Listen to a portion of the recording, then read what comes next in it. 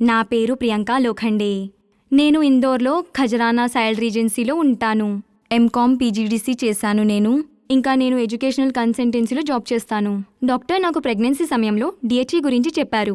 పుట్టబోయే పాప brain development కోసం చాలా అవసరమని. ఇది ఎందుకనగా అంటే పాప 75% మానసిక పెరుగుదల అమ్మ గర్భంలోనే అవుతుంది. వారు ఇది కూడా అన్నారు, డిహెచ్ఏ తీసుకోవడం వలన గర్భంలో పాప బరువు పెరుగుతుంది, ఇంకా ప్రీమెచ్యూర్ రిస్క్ కూడా చాలా వరకు తగ్గుతుంది. కానీ నా సమస్య ఏంటంటే డిహెచ్ఏ చాలా వరకు మాంసాహారం ఫామ్ లో అధికంగా లభిస్తాయి. కానీ నేను శాకాహారిని. ఎప్పుడైతే నేను మా ఇంట్లో మాట్లాడానో మా మామయ్య గారు న్యూట్రీ చార్జ్ డిహెచ్ఏ ఏదైతే పూర్తిగా శాకాహారమో దాన్నే తీసుకోమని అన్నారు. నా డాక్టర్ కూడా నాతో సమ్మతించారు.